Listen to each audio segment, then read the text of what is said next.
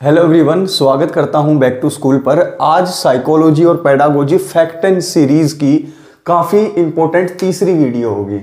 इसमें हम आपके सामने कुछ ऐसे टॉपिक डिस्कस करेंगे जो आपके माइंड में अगर क्लियर हो गए तो DSSS, CTET, KVS, UPTET कोई भी टीचिंग एग्जाम हो आप उसको ऐसे निकाल लोगे सेल्फ स्टडी से।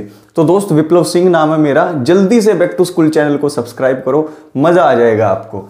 आज की इस वीडियो में बात करेंगे मंदबुद्धि बालक कौन से होते हैं, जड़ बुद्धि कौन से होते हैं, इनके बीच में डिफरेंस क्या होता है, साइजोफेनिया क्या होती है। साइकोलॉजी और एजुकेशन ये दोनों वर्ड हैं, इनकी उत्पत्ति कहां से हुई, इन दोनों का मतलब क्या होता है, इनका ओरिजिन क्या है।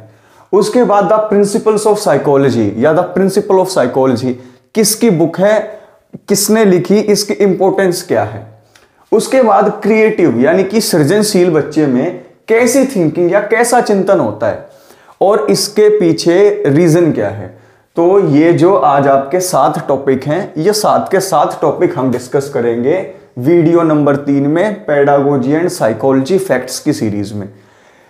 ये जो पूरी सीरीज होगी इसकी प्लेलिस्ट बना रखी है, तो प्लेलिस्ट में जाकर चेक करते रहिएगा और डेली नोटिफिकेशन के लिए हमारा टेलीग्राम ग्रुप ज्वाइन करें।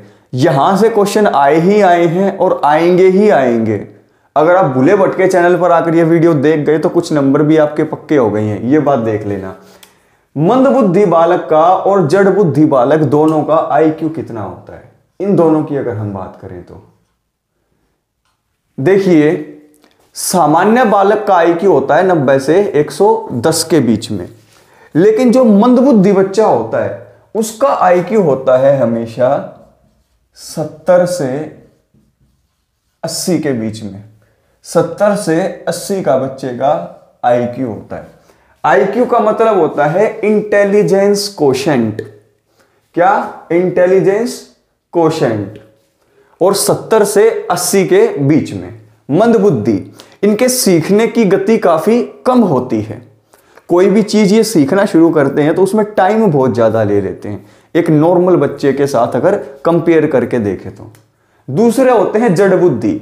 अब देखिए, जड़ बुद्धि होते हैं जिनका IQ होता है 25 से कम। इडियट्स बोलते हैं इन्हें, 25 से कम। अब एक चीज आपने देखी कि मंदबुद्धि बालक और जड़ बुद्धि बालक में दिन रात का फर्क है। मंदबुद्धि बालक सामान्य बच्चों से नीचे होते हैं, यानी कि वो नॉर्मल बच्चों से थोड़ा सीखने में पीछे होंगे, लेकिन जो जड़ बुद्धि होते हैं उनका IQ तो बिल्कुल 25 होगा, यानी कि उनको आसान से आसान चीज भी समझ में नहीं आएगी। 2 और 2 4 क्यों होते हैं, 4 और 4 8 क्यों होते हैं, उन्हें ये भी समझ में नहीं आएगा। अब ये दोनों चीज तो आपको समझ में आ गई। अब आपको एक चीज याद रखनी है कि हमेशा आपके माइंड में IQ टेबल होनी चाहिए, यानी कि कौन सा IQ कौन सी कैटेगरी में पड़ता है। किसी दिन मैं यहां पर आपको करवा भी दूंगा। साइजोफेनिया क्या होता है? देखिए, साइजोफेनिया के बारे में काफी ज्यादा जो है आप देखेंगे क्वेश्चन, जैसे लर्निंग डिसऑर्डर में डिसलेक्सिया, डिसग्राफिया वगैरह पूछा जाता है। ऐसे अगर साइजोफेनिया, देखिए साइजोफेनिया के अंदर आदमी हमेशा रहता है गुस्से में। हमेशा किसके अंदर रहेगा? गुस्सा। वो गुस्सा किस लिए होगा? बेवजह। हमेशा पूरे दिन चिड़चिड़ा रहेगा। हमेशा एक दूसरे से क्या करेगा? लड़ाई करेगा। आपने देखा होगा कई लोग हमेशा ही एक ही मूड में रहते हैं, हमेशा गुस्सा, बेवजह गुस्सा, चिड़चिड़ापन, लड़ाई, एक दूसरे को ताने मारना, ठीक है, वॉयलेंस दिखाना, वॉयलेंट बिहेवियर होना, ये साइजोफेनियक होते हैं वो।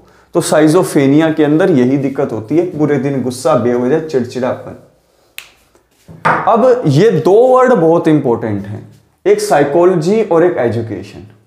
देखिए, सबसे पहले बात करते हैं साइकोलॉजी की। साइकोलॉजी 2 वर्ड से मिलकर बना है, साइको प्लस लोगोस, यानी कि आत्मा और ये विज्ञान, आत्मा का विज्ञान, साइकोलॉजी। अब साइकोलॉजी की अगर बात करें तो इसका मतलब है साइको प्लस लोगोस, आत्मा का विज्ञान। और ये कौन सी भाषा से उत्पन्न हुआ? ये ग्रीक भाषा से आया, याद रखना, ये ग्रीक भाषा से आया। ग्रीक भाषा में साइको का मतलब आत्मा और लोगोस का मतलब विज्ञान।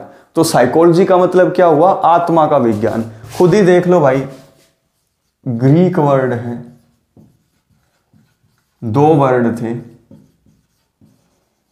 साइको प्लस लोगोस, ये आत्मा और ये विज्ञान। तो ये हुआ आत्मा का विज्ञान। अब दूसरा वर्ड है एजुकेशन। ये एडुसियर वर्ड से मिलकर बना है। एक वर्ड है लैटिन भाषा का, याद रखना, साइकोलॉजी ग्रीक भाषा और एजुकेशन लैटिन भाषा। लैटिन भाषा का शब्द है एडुसेयर, जिसका मतलब है शिक्षित करना, राह दिखाना। तो एजुकेशन वर्ड की उत्पत्ति लैटिन भाषा से हुई है। तो ये दोनों याद रखेंगे, साइकोलॉजी ग्रीक भाषा और एजुकेशन लैटिन भाषा। ऐसे भी याद सकते हैं, PGEL,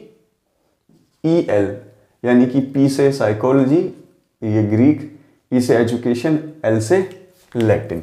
आप ऐसे भी याद रख सकते हैं। ठीक है, आगे देखो, द प्रिंसिपल ऑफ साइकोलॉजी किसकी बुक है? ये बहुत इंपॉर्टेंट बुक है दोस्तों, मेरे ख्याल से 1800 कुछ में लिखी गई थी। ये लिखी गई विलियम जेम्स द्वारा। किसने लिखी? William James. अब देखिए, विलियम जेम्स ने प्रिंसिपल ऑफ साइकोलॉजी जो बुक लिखी तो ये काफी फेमस हुई।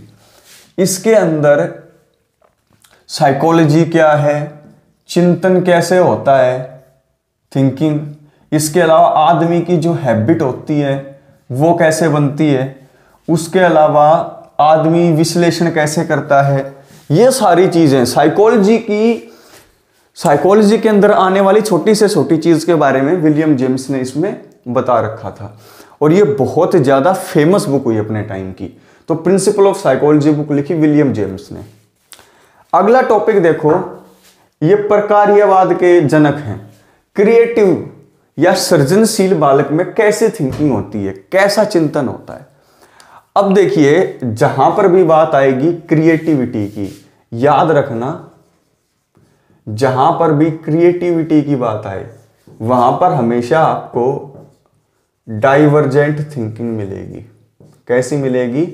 Divergent thinking. यानी कि जहां पर भी बात आए सृजनशीलता की तो आपको डाइवर्जेंट थिंकिंग, अपसारी चिंतन मिलेगा। अपसारी चिंतन का मतलब क्या हुआ? देखो, जो बच्चा क्रिएटिव होगा, मान लो एक सॉल्यूशन है, मान लो एक क्वेश्चन है कि बच्चे को कहीं पर जाना है, तो वो कैसे जाए? साइकिल पे जाए, लिफ्ट मांग के जाए, बस में जाए, ट्रेन में जाए। तो एक चीज को करने के कई रास्ते बच्चे निकाल लेता है। मान लो एक बच्चा है, उसके सामने क्वेश्चन आ गया कि किन 2 संख्याओं को जोड़े तो 10 आए। बच्चा यहां पर 2 और 8 भी लिख सकता है, 8 और 2 भी लिख सकता है, 5 और 5 भी लिख सकता है, 6 और 4 भी लिख सकता है, 7 और 3 भी लिख सकता है, 10 और 0 भी लिख सकता है। तो एक बच्चे के पास अलग अलग ऑप्शन है। एक बच्चा एक आंसर निकालने के लिए 1 दिशा, 2 दिशा, 3 दिशा, 4 दिशा, 5 दिशा, 6 दिशा में सोच रहा है। तो ऐसे बच्चे जो एक सॉल्यूशन को निकालने के लिए अलग अलग दिशाओं में सोचें, वो डाइवर्जेंट थिंकिंग होती है। ठीक है, समस्या समाधान के लिए समस्या के समाधानों को एक से ज्यादा समाधानों की तरफ सोचना, डाइवर्जेंट थिंकिंग। और किसी भी प्रॉब्लम के एक से ज्यादा सॉल्यूशन कौन निकालते हैं? क्रिएटिव बच्चे निकालते हैं। जो क्रिएटिव नहीं होंगे वो सोचेंगे एक ही तरीके से सोल्व हो जाए वो बहुत है। तो क्रिएटिव बच्चे में हमेशा डाइवर्जेंट थिंकिंग मिलेगी, क्योंकि क्रिएटिव बच्चा कभी भी एक चीज का एक आंसर नहीं निकालेगा, वो किसी भी चीज के कई उत्तरों तक पहुंचने की कोशिश करेगा। तो याद रखना, क्रिएटिव यानी कि सृजनशील बच्चे में कैसे थिंकिंग होगी? डाइवर्जेंट थिंकिंग होगी। तो दोस्त, ये तीसरी क्लास थी। इन क्लासेस में हम 10 मिनट के अंदर, जहां पर सिर्फ 10 मिनट में तो कुछ भी नहीं करवाया जाता, और 10 मिनट के अंदर मैंने 7 टॉपिक आपको करवा दिए। यही हमारी खासियत थी, यही खासियत रहेगी, क्योंकि हमारा मेन एम सिर्फ आप लोगों की मदद करना है, ना कि आपको किसी ऐप पर पहुंचाकर वहां पर आपसे पैसे ऐंठना। तो लाइक ज़रूर कीजिएगा, इन वीडियोज़ को दोस्तों तक ज़रूर पहुंचाइएगा। नेक्स्ट वीडियो में आप लोगों से मुलाकात करता हूं। CTET, DSSS, KVS, REET, UP TET, हर एग्जाम की तैयारी हम आपकी कराएंगे। जुड़े रहें, लाइक ज़रूर करें, शेयर ज़रूर करें, आग की तरह फैला दो इस वीडियो को। Thank you.